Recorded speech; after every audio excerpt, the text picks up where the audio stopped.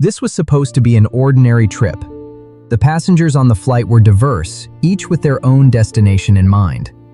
Until the plane suddenly experienced severe turbulence, everyone realized that disaster was imminent. The crash site was ablaze, and it was a great fortune for the passengers to escape the cabin and return to solid ground. The aircraft behind them was shattered, gradually disappearing in flames and thick smoke. Survivors brushed past each other, with explosions still occurring from time to time.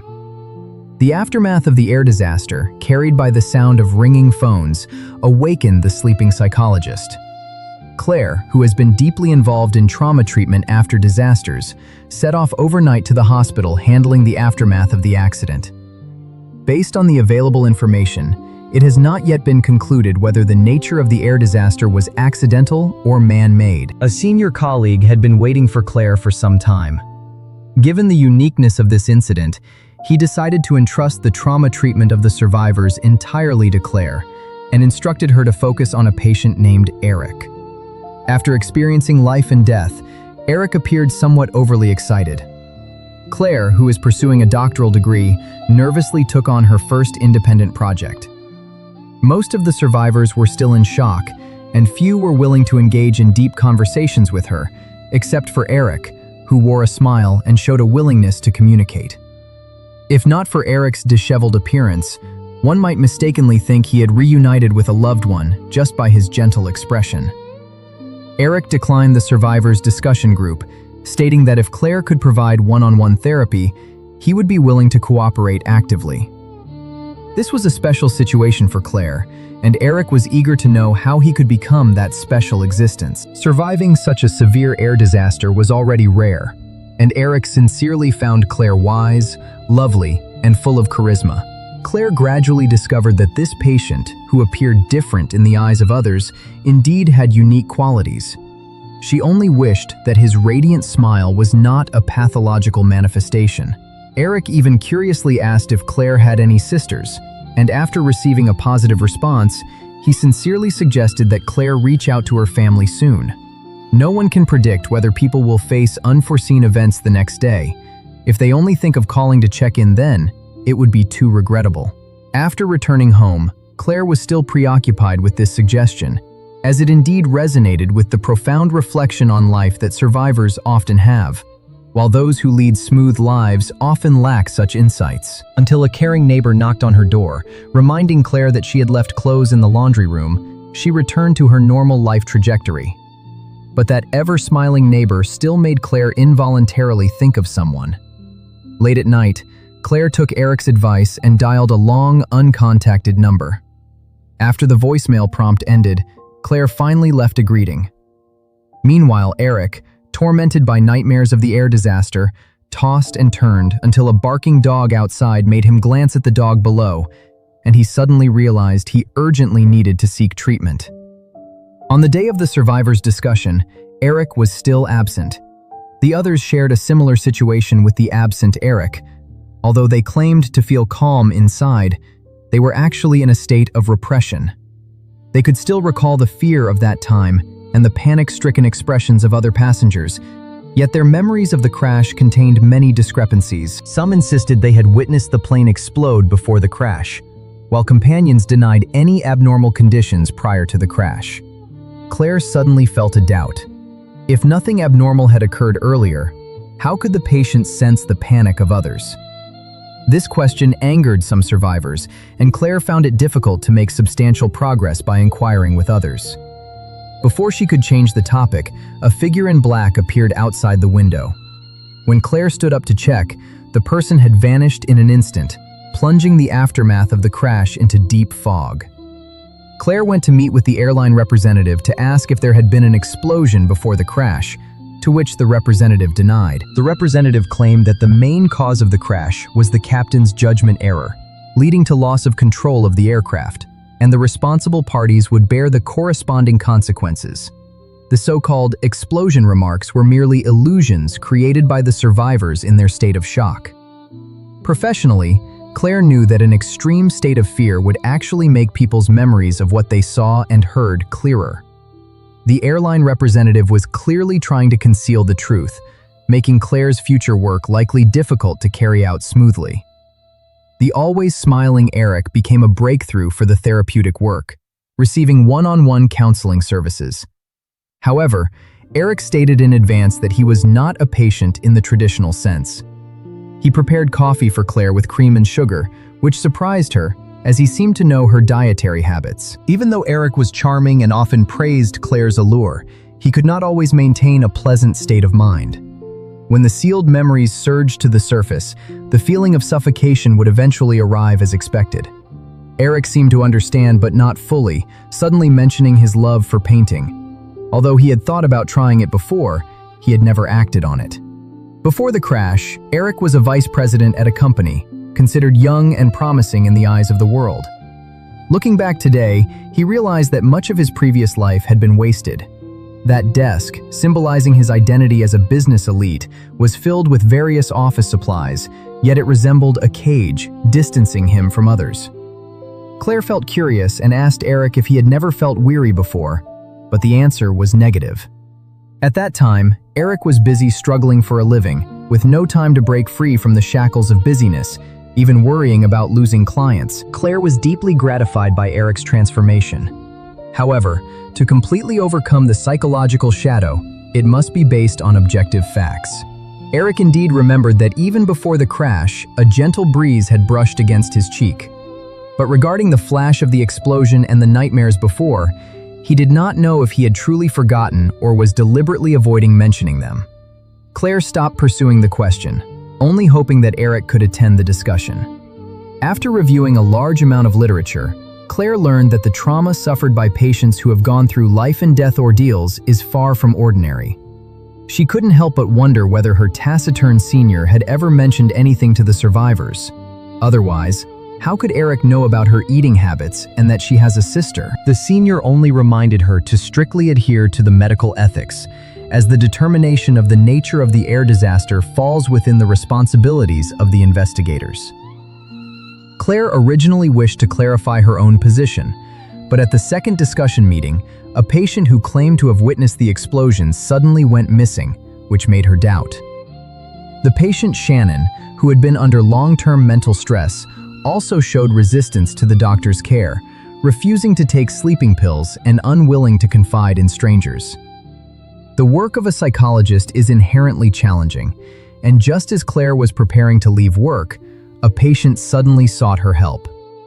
This patient claimed to be followed by a man in black who had appeared earlier, firmly believing that the person was an airline employee and that everyone was under surveillance. The patient also recalled that an explosion had indeed occurred before the air disaster. The airline had already been held accountable last year for mechanical failures and could no longer bear more negative publicity. They attempted to shift the blame onto the deceased pilot, while the survivors were in a daze.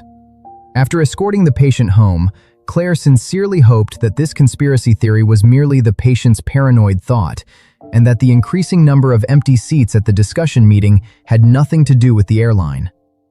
Clare's personal life was also not going well. The messages she left for her sister had always gone unanswered. As the saying goes, a healer cannot heal themselves. Now, the most cooperative patient in therapy was Eric, who had feelings for Clare. The strong wind when opening the door caught Clare off guard, but Eric was overjoyed because he glimpsed a side of Clare that was unknown to others. Eric believed that one should try to empty oneself, just as he began to paint. The slightly melancholic deep blue and the fresh, calm light blue intertwined and merged on the canvas. Unknowingly, Eric's emotions became increasingly agitated and uncontrollable until he felt Clare's care, which quickly adjusted his demeanor. Eric could keenly sense that Clare was also in a suppressed state and was very sensitive to her emotional fluctuations. He couldn't help but praise Clare, and it was then that Clare realized Eric was expressing his admiration for her. Until the sound of barking dogs came from outside, Eric suddenly lost control of his emotions, angrily walking towards the door to confront a large dog on the street. At that moment, Eric was lost in thought and failed to notice the passing vehicles. But then he regained his calm, and the large dog had already disappeared. Eric finally understood that he truly needed Clare's company. Claire chose to become a psychologist because of her desire to help children with autism. The children all have imaginary companions, and only by entering their inner world can substantial changes be brought about. Therefore, Claire is particularly concerned about the significance that the dog holds for Eric, and she gradually looks forward to meeting this special patient again. Upon hearing this, Eric directly gave the key to Claire as if his wish had come true. He maintains a laid-back attitude towards everything, but when it comes to his relationship with Claire, he is eager to do his best to pursue it. He hopes Claire can understand that she occupies a crucial position in Eric's heart. Claire is momentarily speechless, stating in advance that their meeting is based on therapeutic needs, not a date. If they are to keep in touch, Eric should maintain an appropriate distance, and all affectionate gestures can only be expressed naturally and inadvertently. Claire returns home exhausted, still not having received a reply from her sister, and even forgets to retrieve her change of clothes. The enthusiastic neighbor appears again, not only imagining what Claire would look like in that outfit, but also speculating on the extraordinary significance of the key. The neighbor, speaking from experience, advises Claire that feelings that cannot be held onto should be let go early, and there is no need to fall into a state of humility and anxiety over gains and losses. One should face their own heart sincerely. Life is short, and if one does not follow their true thoughts, everything they cherish will eventually be worn away by time. That night, Claire finally manages to sleep peacefully until Eric visits late at night, at which point she realizes she has left her handbag behind. Claire casually asks if he is well, but Eric misinterprets this as an invitation and ultimately does not step through the door. Eric knows that this is not work time, and he is not coming as a patient, but as a man who admires Claire. Even if he can only say goodbye through the peephole, he is already satisfied. Just after Claire sends Eric off, there is another knock at the door. It turns out the neighbor heard the commotion and specifically came to persuade Claire, praising Eric's handsome appearance. But no matter how much care is received, it cannot change the fact that survivors at the discussion are becoming increasingly rare. The appearance of the airline representative is by no means a good omen.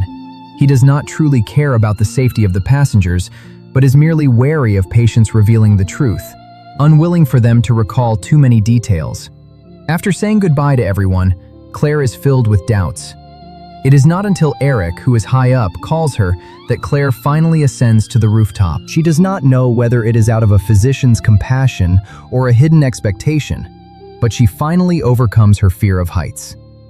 Eric no longer shows an exaggerated smile, lamenting that it is indeed difficult for them to maintain distance, and also asks Claire if she has been well recently. Eric candidly shares that he once had an engagement, but chose to escape on the eve of the wedding, causing harm to many. He clearly remembers his fear of marriage at that time. Marriage would unveil all disguises, making life real and concrete, stripping away all illusory fantasies.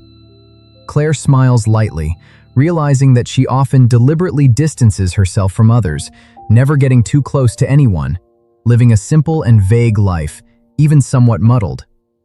Perhaps the encounter between the two was a sudden and unexpected adventure. The plane crash seemed both an accidental disruptor and a mysterious arrangement of fate. After saying this, Eric silently walked to the edge of the rooftop and leaped off. Claire shouted loudly, nearly breaking down, only to realize there was a platform below. With a beaming smile, Eric always enjoyed teasing her like this. Claire grew more and more confused. She had never sought excitement, yet always willingly drew closer to Eric. She got on Eric's heavy motorcycle, speeding through the city's night, gradually getting used to Eric's scent and that sense of freedom. The two arrived at the dock together and decided to take a yacht trip. Even though the boat wasn't owned by Eric, it didn't matter. They had no clear direction, only heading towards the moon, laughing off any rejections of kisses. Eric was always decisive in his actions, even unafraid of the chilling cold of the sea. Claire hesitated whether to follow, only to find that Eric had been out of touch for a long time. She jumped into the water to rescue him, only to realize she had fallen into his trap. The warmth of companionship dispelled the coldness of the seawater, and the two finally kissed passionately, casting aside all worldly concerns. Loving someone else is not an illness that requires psychological analysis, A beautiful night is enough to resolve all worries and barriers. Eric told Claire that it was already too late to push him away. He had long become an inseparable part of her life. Eric also said that if Claire had a sister, she must be a unique woman. Claire fell silent for a moment, recalling her bold and adventurous sister. Her sister had never approved of Claire's conventional lifestyle, believing it was a waste of time. The two sisters often argued due to their differing views, ultimately becoming estranged. Eric was right. They shouldn't have ended up like this. After returning home, Claire felt restless, picked up the unsent letter, and went to her sister's place. After pressing the doorbell, no one answered from inside. Claire left a bouquet of flowers, filled with regret as she left, only to unexpectedly discover that a representative from the airline had been secretly following her. The representative noticed Claire's close relationship with Eric and believed it violated professional ethics, wanting to use this as an excuse to change the medical service provider. Claire hurriedly sought help from a senior colleague, claiming that the airline had been secretly monitoring everyone, and several patients had gone missing without reason. The senior colleague remained calm, only stating that some patients might have chosen to end their treatment to start a new life. But he also reminded Claire that developing feelings for patients was indeed unusual, and as a doctor, she should prioritize resolving her own issues. Claire began searching for the missing patients one by one, only to find a cut-up newspaper amidst the chaos, and her inner worries grew day by day. Her proactive search eventually caught the attention of the men in black. After the other party caught up, they did not issue any threats, but instead kept calling for help. After pondering, Claire felt that the situation was far from simple, so she chose to turn back to understand the details. It turned out that the haggard-looking man in black was not an airline employee, but a severely traumatized survivor of a plane crash, and a key witness who witnessed the explosion before the plane crashed. He followed familiar people around, but repeatedly scared them away. The root of all this stemmed from that tragic plane crash. Claire decided to lend a helping hand and expose the airline's illegal activities. Meanwhile, Eric, who had been sleepless for days, gradually regained his memory. He returned to the accident site and, through the remaining wreckage, retrieved lost memories. Bumps, explosions, screams, and pain flooded his mind in an instant, and Eric remembered everything. This unusual behavior caught the attention of an elderly man. He did not want to attract attention, so he hurriedly fled the scene.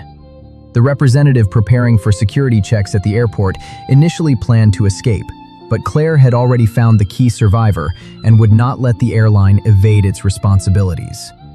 The representative was flustered but still argued stubbornly, unwilling to face the survivor.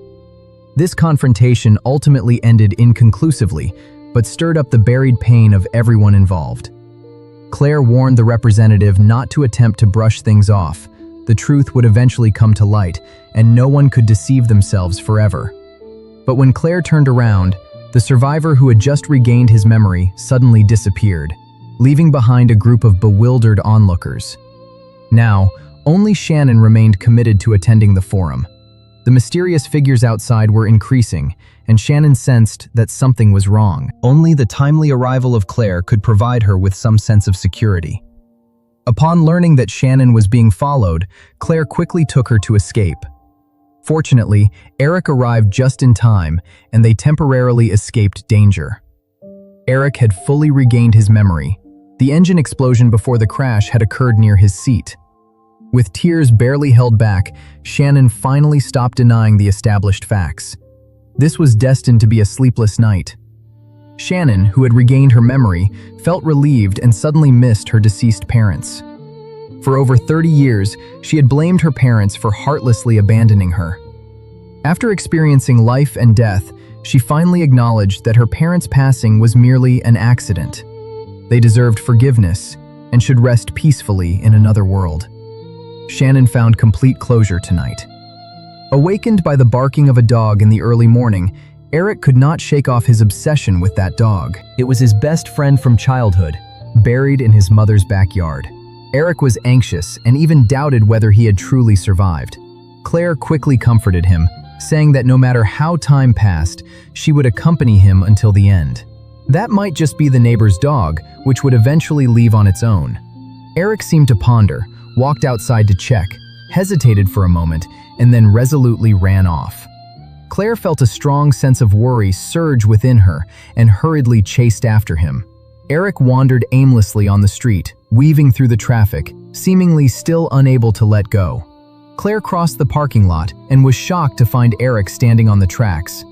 The train's whistle suddenly sounded, and another train rushed towards him, its dazzling light completely engulfing Eric.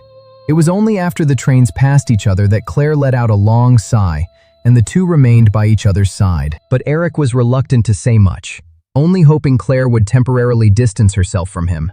He still needed time to accept everything. Late at night, Claire returned home to find the door wide open, discovering that the last patient, Shannon, was also missing. A neighbor rushed over, informing her that Shannon had been taken away by a man and a woman, and comforted her that everything would eventually get better. But Claire suddenly became alert. She had never mentioned Eric's name to the neighbor. The unusual behavior of everyone and the series of missing patients all demanded a reasonable explanation. The airline must be secretly plotting some unspeakable conspiracy, and the senior must surely know the inside story, but has always avoided discussing it, even believing that the pieced-together truth only covers up the real facts. Claire suddenly realized that the senior might have already been bought off by the airline, becoming one of their watchers. Claire angrily turned to leave, and in the room behind her, the senior was indeed in the same space as the neighbor. The aftermath of the air disaster was like a maze shrouded in fog. Claire's sister was still missing. Just as she sat down, she heard the representative's voice, "They are dead." The other party slowly revealed the truth. The captain of the ill-fated flight was extremely fatigued that night and was not even in the cockpit when the disaster occurred, which led to this tragedy. This was not the answer Claire wanted. She had already found out that the plane's engine had exploded before the crash.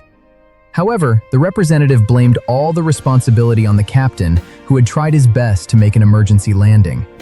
The captain had attempted to land the plane on the beach to minimize the harm of the accident and was a hero in everyone's eyes. Yet he was maliciously slandered by the representative. Claire sternly accused the other party, who, with tears in his eyes, admitted that he was that captain. Claire was bewildered. When she rushed outside, she only saw the representative's departing figure, but unexpectedly discovered a bag he had left behind, which contained a detailed passenger list. It was only when Claire saw her own name that she finally recalled that fateful afternoon of boarding. It turned out that both she and Eric were on that ill-fated flight. Claire broke down in tears, realizing that until the end, she was the one who had lost her memory. And the only thing that had not changed was Eric's deep and sincere love for her. Claire immediately rushed to the dock and saw her beloved whom she had been thinking of. They were no longer in a doctor-patient relationship, but were lovers who had fallen in love at first sight on the ill-fated flight. Eric did not reveal the truth in advance, as some answers ultimately need to be sought by oneself. When a person is ready, all truths will naturally surface. That afternoon, Claire, who encountered a small trouble, received Eric's help. The two met through a kind act and became soulmates, even sharing remarkably similar coffee-drinking habits. Eric knew that Claire would eventually receive much help, find her way to the future, and open a new chapter in her life. Eric's guiding light in life was his grandfather, whom he did not even recognize at first. That wronged big dog had also faced many baseless misunderstandings. Claire, who was deeply admired, smiled as she listened to all of this. Childhood memories gradually surfaced. The kind aunt who always lent a hand when she needed it, and the guiding teacher who had never been far away. Claire still loved to ask questions just like she did as a child, and her companions, just like her and Eric, were all seeking their own direction on the journey of life. The confused Shannon was eventually taken back home by her parents. On the flight, people of all sorts completed a stage of their lives in their own ways and identities, leaving this world peacefully. Claire suddenly recalled that before the flight took off, Eric had asked her if they would be able to see each other again after the flight ended. On the flight, there were passengers with weary faces, a seemingly reliable captain, and the passengers took their seats, while only the captain and his colleagues were joking and playing around, leaving their posts unattended. As Claire was about to chat with Eric, she caught sight of flames outside the window. There had indeed been an explosion before the disaster occurred. After a violent turbulence, everyone fell into extreme panic. In the final moment of life, Claire chose to forgive her sister. The explosion grew more intense, and the aircraft's body broke apart in the violent shaking. Disaster was already unavoidable. The captain tried his best to make an emergency landing, but was ultimately powerless to change the outcome. Until the very last moment, Eric remained by Claire's side, promising never to leave her. No one needed to give up hope. Everyone could face all difficulties with a smile together. Because love will never be defeated by death, those heartfelt moments and kisses between lovers will ultimately transcend the boundaries of life and death, reaching that beautiful harbor. Lovers who love each other will never abandon one another, sailing hand in hand until the last moment of life. Claire's sister would surely understand that her sister was no longer angry about past entanglements. That unsent letter, though it did not reach its destination, was still carefully cherished by the recipient. When people ultimately choose to embrace love and kindness, it is never too late. No matter where they are, every confused soul will eventually find their guiding light in life.